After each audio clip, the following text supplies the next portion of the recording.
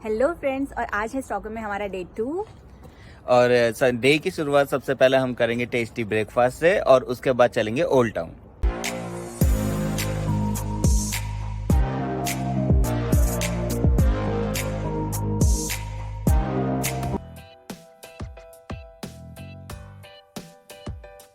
और ब्रेकफास्ट करने के बाद हम जा रहे हैं सेंट्रल, जहाँ से हम लेंगे हॉप ऑन हॉप ऑफ बस और वहाँ से हम लेंगे स्टॉकहोम का टूर।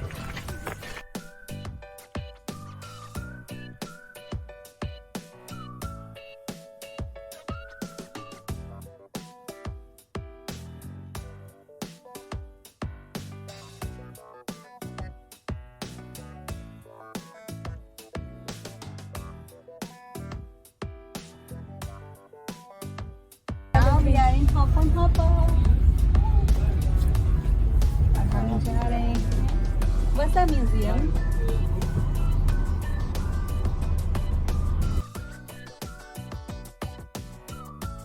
तो सेंट्रल से हमने हॉप ऑन हॉप ऑफ बस ली और हॉप ऑन हॉप ऑफ बस का फायदा ये है कि इसमें इंक्लूड है 18 से 20 ऐसे स्टॉप जो आपको स्टॉकहोम के मेन अट्रैक्शन पॉइंट से कनेक्ट करते हैं। और ये बस अराउंड 80 मिनट्स में स्टॉकहोम के मेन अट्रैक्शन पॉइंट्स को कवर करती है। तो अगर आपके पास टाइम कम है और आप एक ही दिन में स्टॉकहोम के अट्रैक्शन पॉइंट्स को कवर करना चाहते हैं तो आप सिर्फ 80 मिनट्स में पूरे स्टॉकहोम की साइट सीइंग कर सकते हैं। और हॉप ऑन हॉप ऑफ से हमारा फर्स्ट जो डेस्टिनेशन है वो है Nordic museum. See how beautiful it is. ये है नॉर्डिक म्यूजियम जिसका आर्किटेक्चर काफी ग्रैंड है और देखने में बिल्कुल ये कासल की तरह लगता है।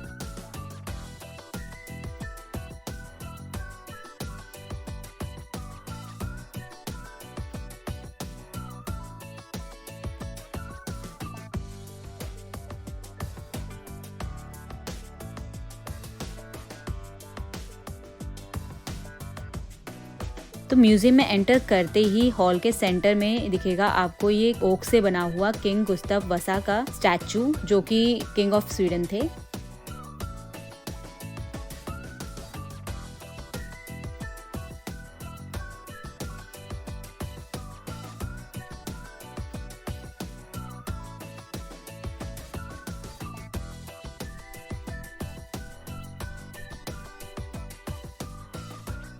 और ये म्यूजियम दर्शाता है नॉर्डिक यानी कि नॉर्थ यूरोपियन कंट्री की लाइफस्टाइल और उसके ट्रेडिशन की कहानी from 16th century to present day.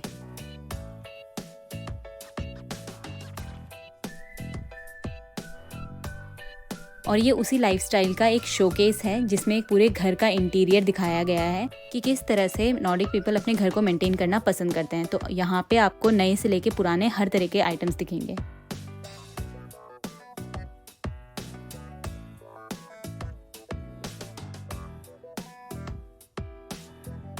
तो इस म्यूजियम में है 1.5 मिलियन एग्जिबिट्स, जिसमें इंक्लूड है एक्सक्लूसिव आइटम से लेके एवरीडे ऑब्जेक्ट्स जो कि हमने आपको पीछे दिखाया है। और इन सब की अपनी ही एक यूनिक हिस्ट्री है।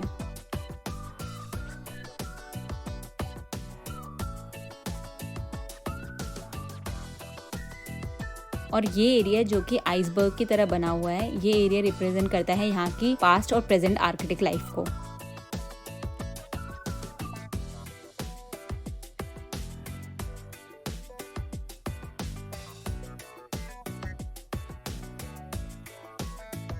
और इस म्यूजियम के सेकंड फ्लोर पे है एक फैशन और ज्वेलरी एग्जीबिशन, जहाँ पे रखी हुई है thousands of variety of clothing और ज्वेलरी। और वो एरिया हम आपको दिखा नहीं सकते क्योंकि वहाँ पे शूटिंग अलाउ नहीं है।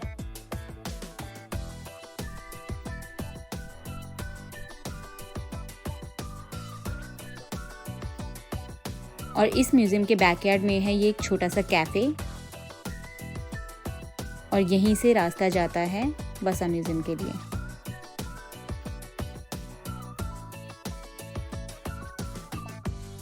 और वसा म्यूजियम स्टॉकहोम का काफी फेमस म्यूजियम है, जो कि आपको ये लाइन देख के पता चल ही रहा होगा।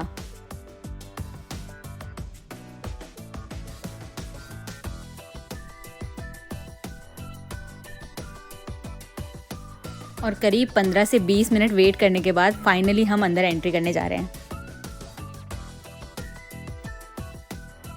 और ये है वासा द वॉरशिप, जिसकी वजह से ये पूरा म्यूजियम बनाया गया है।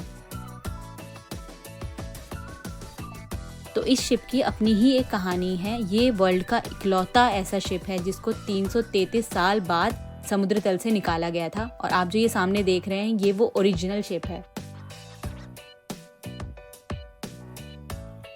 और ये है उस शिप का मॉडल कि उस टाइम पे ये शिप किस तरह दिखता था। और ये उस टाइम पे वर्ल्ड का मोस्ट हाईटेक वॉरशिप था जो कि स्वीडन के राजा द्वारा बनवाया गया था।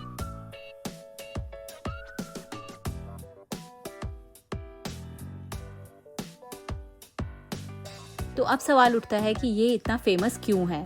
तो इसके फेमस होने का रीज़न ये है कि जब ये पहली बार बाल्टिक सी में उतरा था तो करीब 2 मील की ही दूरी पे एक हल्के हवा के झोंके ने इसको झुका दिया और इसके गन पॉइंट में पानी जाने की वजह से ये शिप पूरी जनता के सामने डूब गया, जो कि स्वीडन में काफ़ी समय तक चर्चा का कारण बना रहा।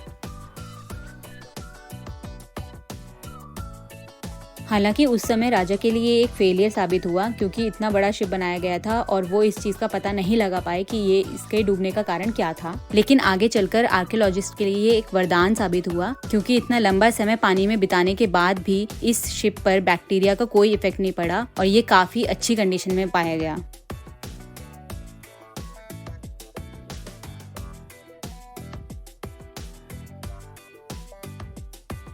और इस म्यूजियम में शिप के जितने भी पार्ट एग्जीबिशन में लगाए गए हैं उनमें से मोस्टली पार्ट ओरिजिनल है और ये दर्शाते हैं कि इसे कितने अच्छे तरीके से प्रिजर्व करके रखा गया है।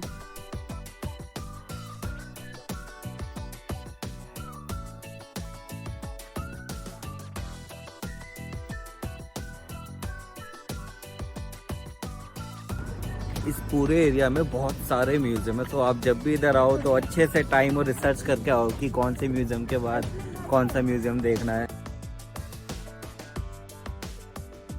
और अब यहाँ से हम जा रहे हैं स्कांसन म्यूजियम की तरफ, जो कि वसा म्यूजियम से वॉकिंग डिस्टेंस पे ही है। और ये वर्ल्ड का सबसे पुराना ओपन एयर म्यूजियम है जिसके अंदर जू भी है।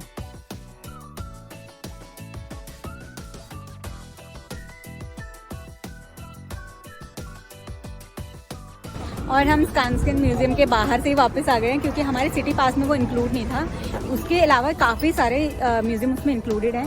और ये पीछे की तरफ ये वाइकिंग म्यूजियम है और ये पूरा एरिया म्यूजियम्स के लिए ही है। तो यहाँ पे आके काफ़ी सारे म्यूजियम देख सकते हैं। और अभी हम जा रहे हैं कहाँ? अभी जा रहे हैं गमलास्तान वाया फेरी। यस, वाया फेरी। तो अब हम फेरी से गमलास्तान जाने वाले हैं, जो कि हमें यहीं से थोड़ी सी आगे से मिलेगी।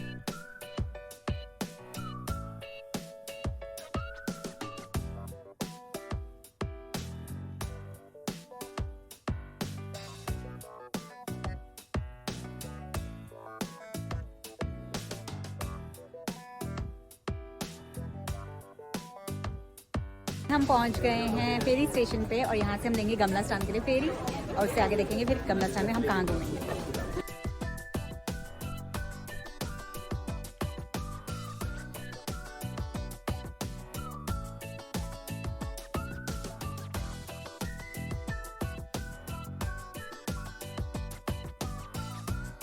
हमने बोट कर ली है फेरी और फेरी में हमने ले ली है काफ़ी अच्छी जगह जहाँ से हम आपको काफ़ी अच्छा व्यू दिखा सकते हैं।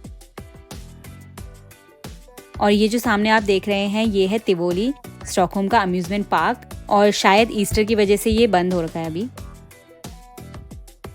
और ये जो सामने आप क्रूज देख रहे हैं ये वही क्रूज पोर्ट है जहाँ से हम आए थे।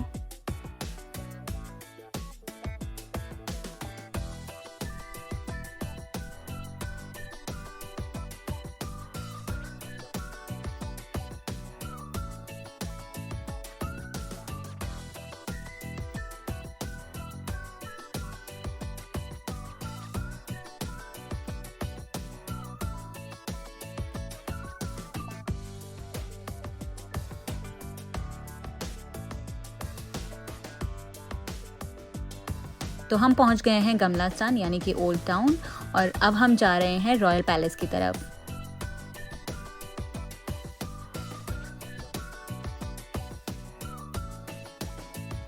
और ये स्ट्रीट है स्टॉकहोम की सबसे नैरोएस्ट स्ट्रीट।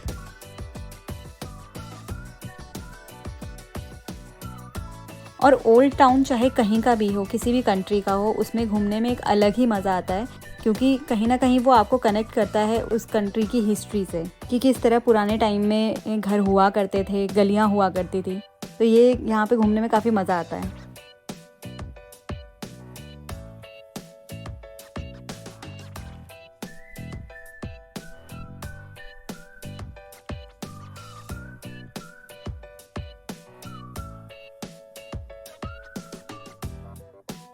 और ये है the royal palace of Stockholm, जो कि गमला स्थान में ही है। और ये यूरोप का one of the largest palace भी है, जिसमें 1430 रूम्स हैं।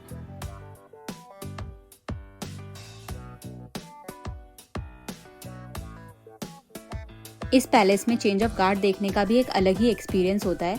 हालांकि उसकी एक पर्टिकुलर टाइमिंग होती है, तो अगर आप वो देखना चाहते हैं तो उसके लिए वो टाइमिंग चेक करके आइएगा। और ये पैलेस किंग का एक ऑफिशियल रेसिडेंस भी है, हालांकि यहाँ पे रॉयल फैमिली अभी रहती नहीं है।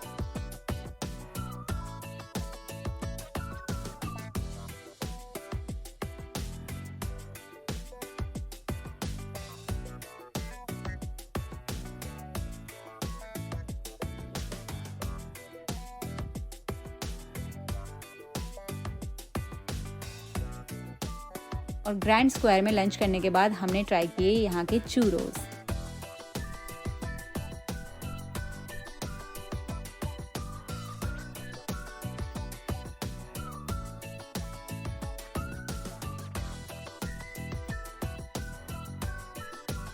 स्टॉकहोम के सेंटर में है ये किंग्स गार्डन, जहाँ पे कोई मेला लगा हुआ है और यहाँ पे लोग काफ़ी ट्रेडिशनल ड्रेसेस में हैं और ट्रेडिशनल चीज़ें बेच रहे हैं।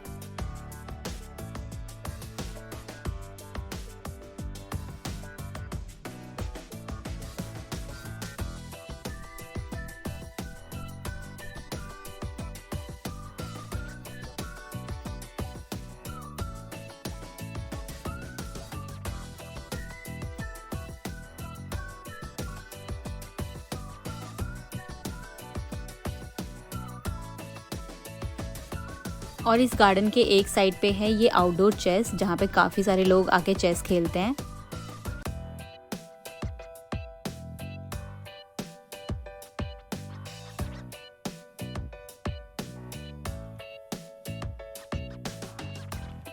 और इसी के ऊपर ये है चेरी ब्लॉसम के पेड़, जो कि समर टाइम में बहुत ही सुंदर लगते हैं।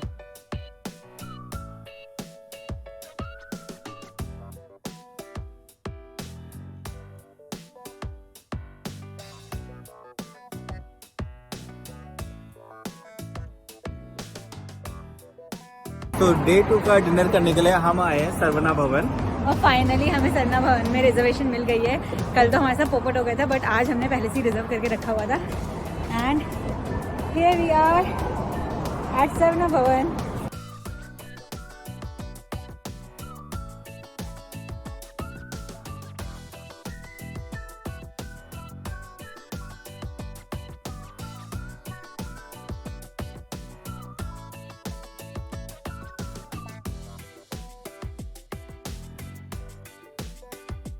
तो हम डिनर करके रूम पे आ चुके हैं और खाना बहुत ही ज़बरदस्त था।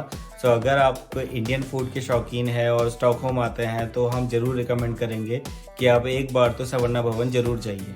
लाइक सीरियसली बहुत टाइम बाद हमें आउटसाइड ऑफ इंडिया इतना अच्छा इंडियन खाने को मिला है। तो हमारा डे 2 यहीं पे ख़त्म होता है और कल हमारा लास्ट डे है स्टॉकहोम में। तो 2-4 चीज़ें हम और कवर करने की कोशिश करेंगे कल। तो देखते हैं हम क्या क्या और देख पाते हैं। और हाँ, अगर आपने हमारा डे 1 का व्लॉग नहीं देखा तो आई बटन पे आपको लिंक मिल जाएगा, उसको ज़रूर चेकआउट कीजिए। और ठीक है, फिर कल मिलते हैं, तब तक के लिए गुड बाय। Bye bye.